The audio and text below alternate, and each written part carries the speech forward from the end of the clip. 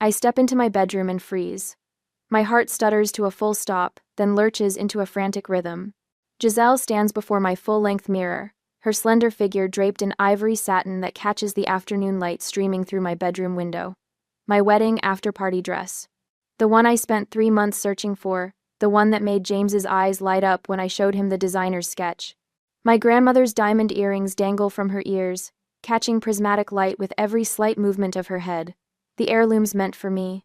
The ones Grandma Rose promised would be mine on my wedding day.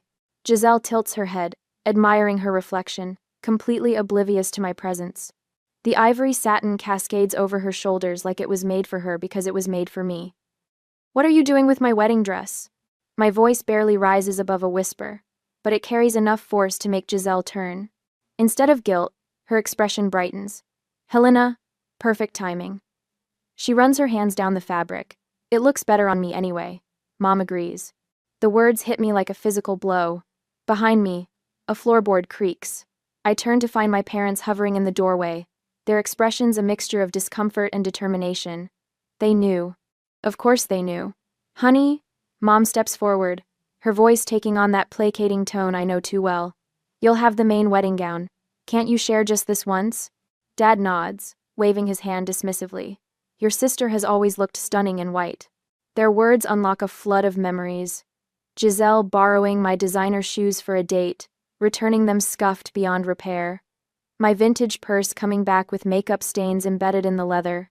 The cashmere sweater I saved 3 paychecks to buy, stretched beyond recognition after her weekend trip. Family comes first.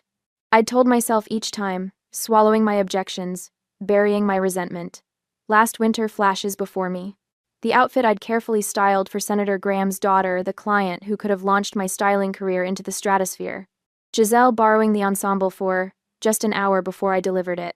The red wine stain spreading across the custom jacket like a wound. "This is strike one," my boss had warned, eyes cold with professional disappointment. When I confronted my parents, their response was swift.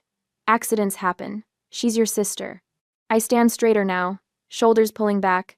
Something inside me shifts, like tectonic plates realigning after years of pressure. "Not this time." The words come out clear and steady. "Take it off." Silence fills the room, thick enough to choke on. Giselle's lips part in shock, her eyes widening with the unfamiliar sensation of being denied. "You can't be serious." She laughs, but it sounds hollow even to her ears. "Mom, tell her she's being ridiculous." Mom steps toward me, hands outstretched in supplication. "Helena, sweetie, there's no need for drama. Giselle just wants to feel special too." "Take it off," I repeat, my voice dropping lower. "Now, or I call off the wedding." The threat hangs in the air between us. Dad's face flushes crimson, but something in my expression stops whatever rebuke was forming on his lips. "Fine," Giselle spits the word. "I didn't want your stupid dress anyway." Her fingers fumble with the delicate zipper, her movements deliberately rough. I step forward and catch her wrist before she can damage the fabric. "The earrings, too," I say quietly. With exaggerated care, she removes my grandmother's earrings, dropping them into my palm with enough force to make a statement. The diamonds burn cold against my skin. Later, after Giselle has flounced from my room in theatrical outrage, I hang the dress in my closet. My parents' cold glares follow me, promising consequences for this rebellion. I run my fingers over the smooth fabric, heart still pounding. For 27 years, I've stepped aside, made room, kept peace, the good daughter, the responsible one, the one who understands. Looking at my dress, I make a silent promise. Not anymore. They've taken enough. This wedding will be mine, and God help anyone who tries to steal another piece of me. The following day, James drops his notebook on our coffee table and rubs his temples. "So that's it? We've decided on the honey lavender cake with buttercream frosting?" I nod, leaning back into our sofa. After weeks of tastings and disagreements, we've finally locked down the last major wedding decision. James reaches for my hand, his thumb tracing circles on my palm. 3 more weeks, Helena. Just 3 more weeks until you're Mrs. Helena Wells." The doorbell chimes before I can respond. I check my phone, no scheduled visits. James raises an eyebrow but rises to answer it. My parents' voices float from the entryway, my mother's rapid-fire questions about our new sofa slicing through the peaceful afternoon. They didn't call. They never call. They just appear, like unwelcome spirits summoned by wedding planning. "We brought the family wedding planner," Mom announces, swooping into our living room. She clutches a leather-bound binder that I've never seen before. Dad follows, his eyes darting around our apartment, mentally calculating what we paid for everything. "We've made some adjustments," Mom continues, spreading the binder across our coffee table, covering our own notes. "Just small tweaks to make everything perfect." James catches my eye as he settles beside me. His fingers find mine again, squeezing gently. Mom flips to a page labeled Bridal Party and points to a new notation I've never seen. "We've added Giselle as co-bride with a matching white gown and coordinating jewelry." Note. The room tilts sideways. "Co-bride?" James leans forward. "There's no such thing as a co-bride. It's our wedding." Mom waves her hand dismissively. "It's a new trend, very European." "It's not a trend," I say, my voice steadier than I feel. "And it's not happening." "And it's not happening." Dad clears his throat. "Helena, be reasonable. Your sister has been looking forward to this." "Looking forward to what? My wedding?" The words scrape my throat. "To sharing this special day," Mom corrects, her smile tightening at the corners. After they leave with promises to discuss this further, I sit at our laptop and check my email. Something feels wrong. I type "wedding" in the search bar and watch as dozens of exchanges between my mother and our venue appear emails where I was not copied. "James?" I call, my voice barely audible. "You need to see this." He reads over my shoulder, his breath catching. "Special instructions to the venue coordinator about highlighting both sisters equally. Detailed arrangements for balanced photo opportunities. A request for 2 bridal suites." My phone buzzes with a notification. Giselle has tagged me in an Instagram post. My stomach clenches as I open it. There she stands in my after-party dress, now altered slightly, with the caption, "Final fitting for my wedding look, sister ceremony, double the brides." The comments flood with confused congratulations. "Didn't know you were engaged too. What's a sister ceremony? So cool you're both getting married." My phone rings, Aunt Catherine from Virginia. "Helena, honey, your mother just told me about this unusual sister ceremony. Is this something you really want?" The room spins as I try to explain that none of this was my idea. More calls follow, family friends, distant relatives. All confused, all asking the same question. Why am I making my sister a co-bride?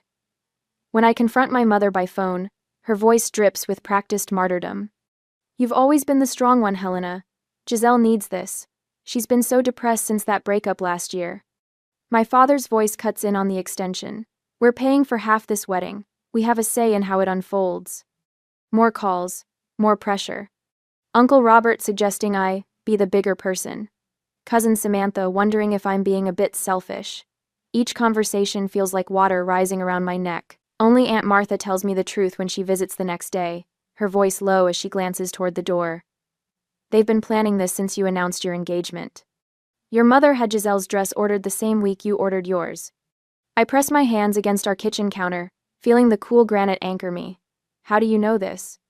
"I overheard them at Christmas. Your mother said it would be easier to ask forgiveness than permission." Martha squeezes my arm. "I should have told you sooner." That evening, I visit Grandma Rose at her assisted living facility. Unlike my parents' sprawling house, her small apartment feels like a sanctuary. "This is your day, Helena," she says, her arthritic fingers covering mine. "No one else's, not your sister's, not your mother's." When I return home, James has spreadsheets open on our laptop. "We can pay for it ourselves," he says, without looking up. "I've run the numbers 3 ways. We can make it work." Sarah, my maid of honor, arrives with a bottle of wine and her legal pad. "I'm documenting everything," she announces, flipping to a detailed timeline of every boundary violation, in case things get ugly. My phone rings again, my boss this time. I almost let it go to voicemail, but something makes me answer. "Helena?" he says, his voice uncharacteristically gentle. "One of our clients mentioned your double wedding. Want to tell me what's happening?" I explain in halting sentences, expecting professional concern about how this might affect our business relationships. Instead, he surprises me. "Your sister cost us that Senator Graham campaign," he says flatly. "Don't let her cost you your wedding too." That night, my parents deliver their ultimatum via text. Include Giselle as co-bride, or lose their financial support. The message contains thinly veiled reminders about Grandma Rose's care and how family reputation affects my professional standing. I stand at our bedroom window, staring at the city lights below. James wraps his arms around me from behind. "This isn't just about a dress anymore," I whisper. "This is about my entire life." 2 days after finding the messages, my phone screen illuminates with another notification. Giselle's tearful face fills the local morning show segment. All I wanted was to share in my sister's special day. The host nods sympathetically. "And she refused to let you wear the dress?" "She threatened to cancel the entire wedding." Giselle dabs at her eyes with a tissue. "After everything our family has done for her." I slam my coffee mug down so hard liquid sloshes onto my kitchen counter. The morning show host doesn't mention how Giselle tried on my dress without permission, how she's borrowed and ruined my things for 27 years, or how this wedding is supposed to be about James and me, not her. Within hours, share with sister trends on local social media. My cousin Denise texts, "Is it really such a big deal? Family should come first." My phone rings. Aunt Carol, who hasn't called me in 3 years. "Helena, I raised you better than this. Your mother is heartbroken." I grip the phone tighter. Did Mom mention she tried to make Giselle a co-bride? Don't be dramatic. She just wants both her daughters to shine. The doorbell rings. A delivery man hands me a stack of letters from my parents' church congregation. The top envelope, already opened, contains a handwritten note. "Honor thy father and mother." I drop the pile into the recycling bin. Monday morning at the studio, I arrange outfits for Valerie Torres, an influencer with 2 million followers. My concentration fractures with each phone vibration. 12 texts from Mom, 7 from Dad, 23 from Giselle. "Is everything okay?" Valerie asks, studying my face as I adjust her collar. "You seem distracted." "Everything's fine." I lie, pinning the hem of her dress. "I saw that news segment with your sister." Valerie tilts her head. "Wedding drama, right? My followers are talking about it." My hands freeze mid-pin. My private life, my professional space, the boundaries blurring like watercolors in rain. It's complicated. I manage. After Valerie leaves, Diana, my boss, calls me into her office. The morning segment plays silently on her computer screen. "This needs to stay out of the studio," she says, gesturing toward the footage. "Clients come to us for perfection, not family soap operas. Keep it together or take a leave of absence." I nod, throat tight. It won't be an issue. Tuesday evening, I drive to Grandmother Rose's cottage in Pasadena. The familiar scent of cinnamon and old books wraps around me as I step inside. Her walls display family photos spanning decades, including one of my mother and her sister at a wedding, standing uncomfortably apart. "You look exhausted, my dear." Grandmother Rose guides me to her worn floral sofa. The tears come without warning. "They're making me the villain." Giselle went on television. The church congregation sent letters. My boss threatened my job. She holds my hand, her skin paper thin but her grip surprisingly strong. "Your mother did the same to her sister." I look up, startled. "What?" "At Louise's wedding. Your mother wore white, insisted on standing next to the bride in photos, demanded matching flowers. When Louise objected, your grandpa sided with your mother." She sighs. "They haven't spoken in 30 years. I didn't know. I need to. Some patterns need to be broken, dear. Someone has to be brave enough." She squeezes my fingers. "And you've always been the strong one." Grandmother Rose stands slowly, her knees creaking. "I have something that might help you." She leads me to her bedroom where a cedar chest sits at the foot of her bed. The hinges protest as she lifts the lid. Inside, beneath a crocheted blanket, lies a stack of legal documents. "What are these?" I ask, taking the folder she hands me. "Look at the house deed first." I scan the document, my eyes catching on my own name next to hers. "I'm a co-owner of your house?" She nods. "Since your 25th birthday." The next document shows the family trust. My name appears prominently as executor of my grandmother's estate. "Grandma, I don't understand." "I've been watching this happen for years," she says simply. "Your parents have always allowed Giselle to take what's yours. I wanted to make sure they couldn't take everything." The weight of what she's telling me settles on my shoulders. "You've been protecting me all this time. Now you can protect yourself." The next morning, I meet Tasha, a wedding planner not connected to my mother's social circle. Her office walls display photos of unique celebrations, none featuring matching sister gowns. Tell me what you want, she says, emphasizing the word. For the first time since my engagement, someone asks what I want instead of telling me what I should accommodate. Security. I say immediately. People who will enforce the guest list and keep certain family members from disrupting things. Tasha doesn't blink. We can arrange that. That afternoon, James's college roommate Marcus, now an IT security consultant, helps me change every password connected to our wedding. Vendor accounts, venue booking, photography portal.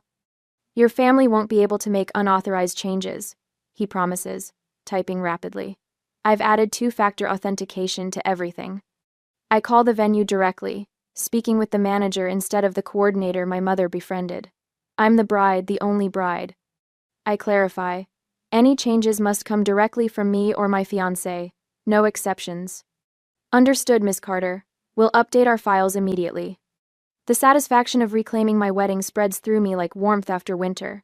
I transfer funds from my savings account to cover my parents' portion of the costs. The confirmation email arrives with a finality that feels like freedom.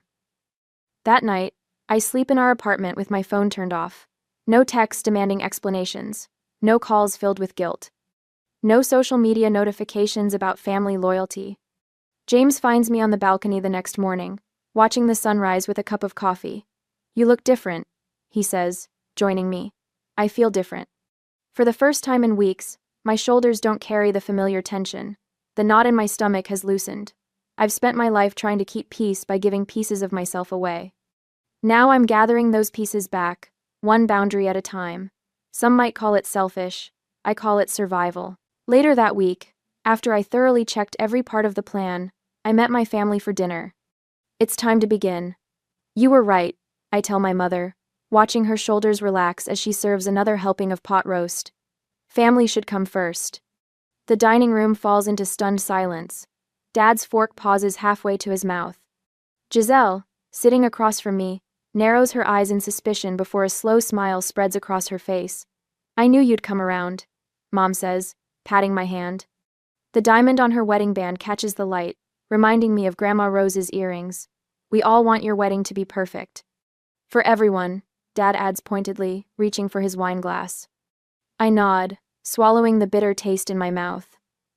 Actually, I was thinking Giselle might want to try on the after-party dress one more time, for proper measurements. Giselle nearly knocks over her water glass. Really? Really, I confirm, pulling my phone from my purse.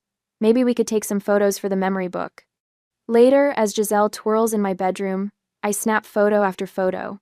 The ivory satin flows around her ankles as she poses dramatically beside my dressing table. Mom hovers nearby, her smile triumphant. The earrings dangle from Giselle's ears, catching prismatic light with each movement. These photos will be treasured forever, Mom says, squeezing my arm. I smile, clicking one final shot. Yes, they will.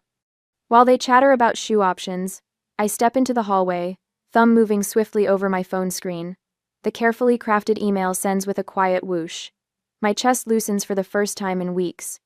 The next morning, my social media post goes live at precisely 8 a.m., when Dad starts his workday, and Mom checks her accounts over coffee. A bride deserves respect, reads the caption. Below it, a gallery unfolds. My designer shoes before Giselle borrowed them, then after scuffed beyond repair. My vintage purse, once pristine, now stained with makeup. My cashmere sweater, stretched beyond recognition. And finally, Giselle wearing my wedding after-party dress, and grandmother's earrings. The comments flood in immediately. My professional colleagues rally with supportive messages and a hashtag that starts trending by noon. Bride not bullied. My phone begins vibrating non-stop. I silence it, sliding it into my desk drawer at work. My boss passes by, glancing at my computer screen where the post continues gathering momentum. About time, she says simply, and walks away. By lunch, 3 wedding vendors have publicly confirmed they will only take instructions from the actual bride, Helena Carter. My mother has called 17 times. I send each call to voicemail. What are you doing? James asks when I arrive at the bank that afternoon. His voice holds no judgment, only curiosity. Reclaiming what's mine, I answer, squeezing his hand before approaching the bank manager's desk. I spread the documentation across the polished surface: receipt copies, transfer records, email confirmations, evidence of every dollar I contributed to our wedding fund, which my parents conveniently control. These payments were made under false pretenses, I explained calmly. I'd like them refunded to this account instead. The manager reviews the paperwork, nodding slowly. Everything appears in order, Miss Carter. James watches in quiet amazement as the manager processes the transfers. 20 minutes later, we walk out with financial leverage eliminated. My parents can no longer threaten to withhold funds they no longer control. I record a brief message on my parents' answering machine. I've handled the payments. The wedding will proceed as James and I planned it. The dress disappearance is my final move. I know Giselle's schedule by heart. 27 years of accommodating her has its advantages. While she's at her hair appointment, I empty my closet of everything wedding related. My phone buzzes with Giselle's name 30 minutes later. Where is it? Her voice trembles with rage. Mom and Dad are furious. I imagine they are. I fold the ivory dress carefully into an acid-free box at my grandmother's house, miles away from prying hands. You can't do this. Giselle shrieks. That dress looked better on me anyway. Some things aren't meant to be shared. I place Grandma Rose's earrings in their velvet case beside the dress, especially when they were never yours to begin with. I end the call amid her protests, powering off my phone completely. Grandmother watches from her armchair, a small smile playing at the corners of her mouth.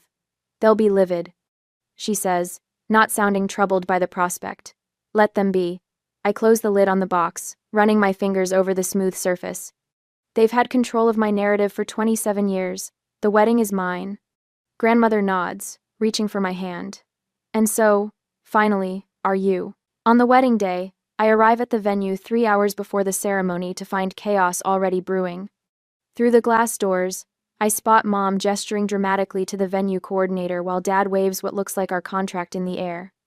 Giselle stands slightly behind them, draped in a white dress suspiciously similar to my wedding gown.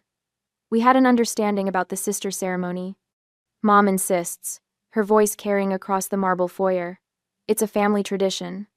The venue coordinator looks baffled. Ma'am, there's nothing in our paperwork about 2 brides.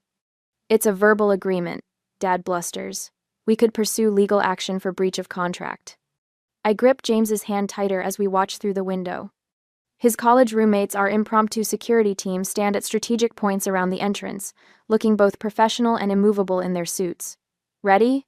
James asks, squeezing my fingers. I nod. More than ever. When we enter, Mom's face pales. Giselle's mouth forms a perfect O of surprise. They didn't expect me for another hour, plenty of time to rearrange my wedding. Miss Carter, the coordinator rushes over, relief washing across her face. Perhaps you can clarify? There is no sister ceremony, I say, loud enough for the small crowd of workers to hear. My parents and sister are confused. I turn to Marcus, James's former linebacker friend now working security. Please ensure they stay in the designated family area until the ceremony. They're not authorized to make changes to any arrangements. Dad's face flushes crimson. You can't. I can, I interrupt, my voice steady. And I am. 2 hours later, I stand in the bridal suite with Grandma Rose adjusting my veil. My wedding gown, the main one, not the reception dress, Giselle tried to claim, cascades around me in waves of delicate lace. You look magnificent, Grandma says, her fingers trembling slightly as she secures the veil with a vintage pearl pin. Strong. Sarah, my maid of honor, returns from scouting the ceremony space. Your parents got the message. They're sitting in the front row looking like they've swallowed lemons. She grins. And Giselle keeps trying to make her dress look more bridal by adding flowers from the centerpieces. I should feel nervous, but a strange calm has settled over me. Let's do this.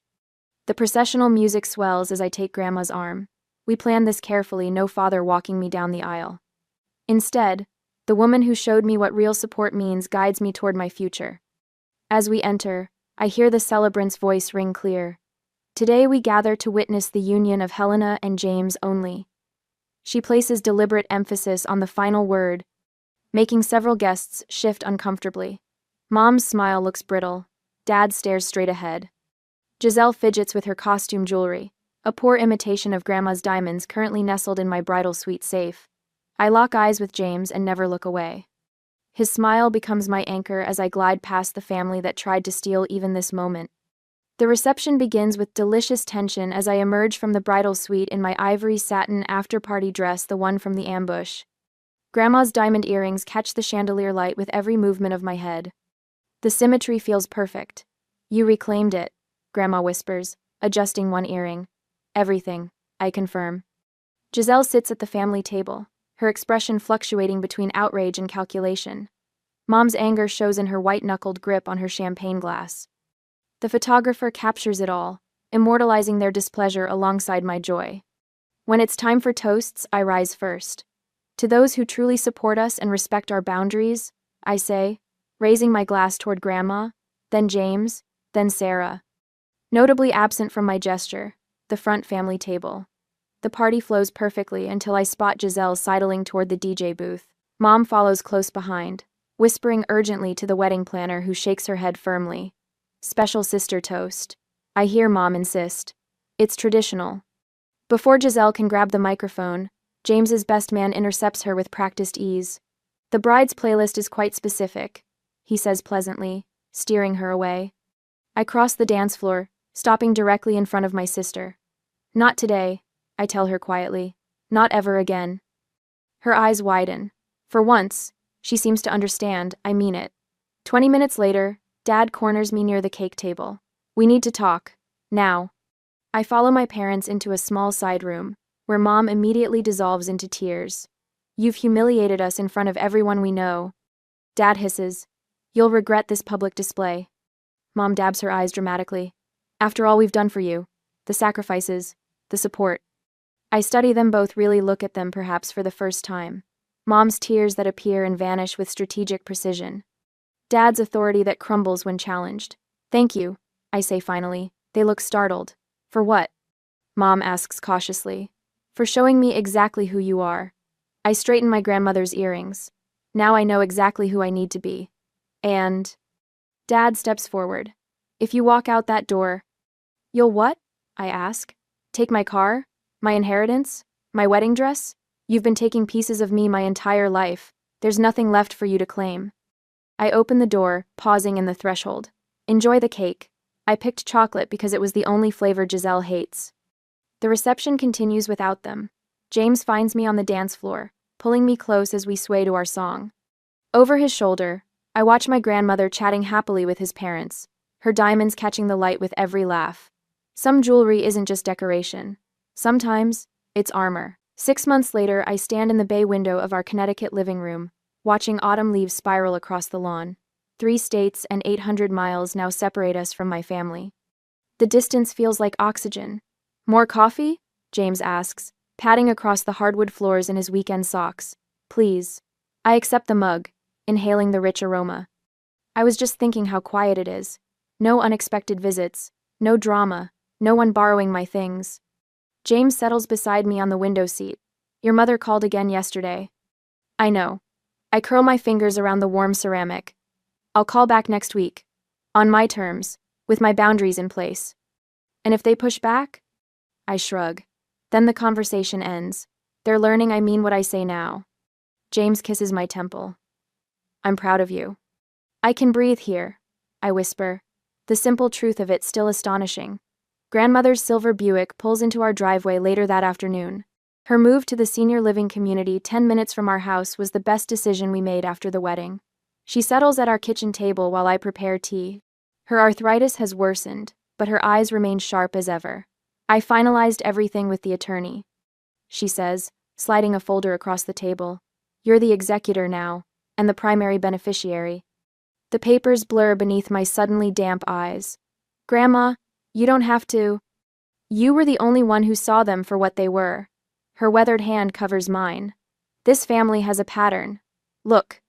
She opens a photo album I've never seen before. Pictures of my mother as a child, always stepping aside for her sister. My grandmother, young and resigned, surrendering her dreams to her brother's demands. 4 generations of doormats, she says with surprising frankness. Until you. 2 weeks later, I stand in my new styling studio downtown, arranging the magazine that features my wedding day look on the reception counter. My phone buzzes with a new client booking a television actress whose Instagram post about my boundary-setting bride style has brought an influx of business. What would make this moment perfect is knowing Giselle saw the latest issue of Style Quarterly, where her favorite influencer wears my signature accessory collection. I feel a satisfied smile spread across my face as I arrange the display. Creating, not accommodating. Building, not surrendering. The package arrives on a Tuesday. No return address, but I recognize my mother's handwriting. Inside lies my childhood diary, its purple cover faded. I flip through pages filled with my adolescent handwriting, documenting each borrowed item that never returned. A note falls from between the pages. Perhaps we should have listened. Not an apology, but acknowledgement. It's something. I place the diary on a bookshelf visible but not central. A chapter closed, not forgotten. Weeks later, Thanksgiving arrives with the scent of rosemary and warmth.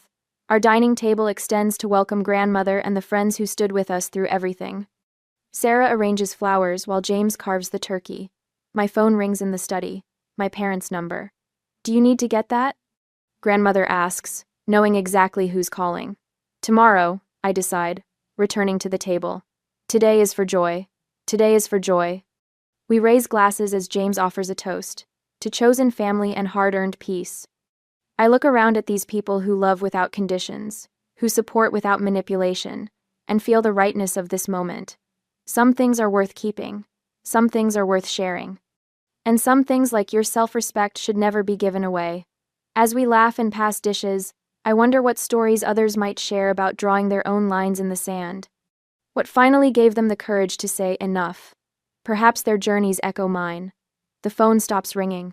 Tomorrow is soon enough.